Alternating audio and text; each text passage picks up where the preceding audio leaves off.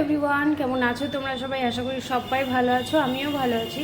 আজকে আমার রেসিপি একটা তিতোর রেসিপি। তো তিতোর রেসিপিটা করার জন্য আমি এখানে মটরের ডাল আর গোবিন্দভোগ চাল এখানে আমি 2 ঘন্টা আগে ভিজিয়ে রেখে দিয়েছিলাম।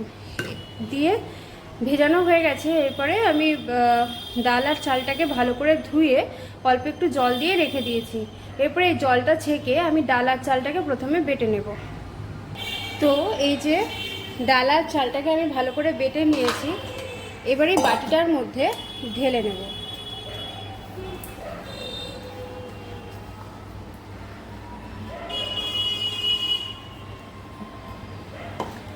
এরপরে এর মধ্যে আমি একই সাথে দিয়ে দেব লবণ,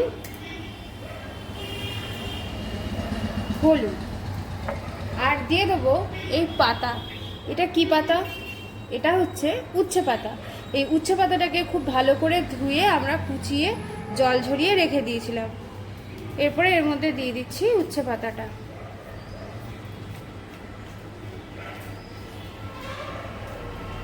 এরপরে এর মধ্যে আমি দিয়ে দিচ্ছি একটুখানি চিনি, দিয়ে দেবো একটুখানি গোলমরিচ গুঁড়ো। তোমরা চাইলে নাও দিতে পারো, স্কিপও করতে পারো, কোনো ব্যাপার না। আর ওই একই সাথে দিয়ে দিচ্ছি একটু কালো জিরে। এইবারে এইটাকে আমি খুব ভালো করে মেখে নেব। তো আমি এটাকে মেখে নিই।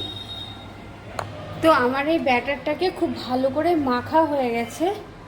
আর এখানে আমার ফ্রাই প্যান বসিয়ে দিয়েছিলাম, আর দিয়ে দিয়েছিলাম আমি দিয়েছি সর্ষের তেল। তোমরা চাইলে রিফাইন্ড অয়েলও করতে পারো। এবারে আমি দিয়ে দেবো ছোটো ছোটো করে বড়াগুলো। এরকম করে আমি বড়াগুলো সবকটা করে নেব।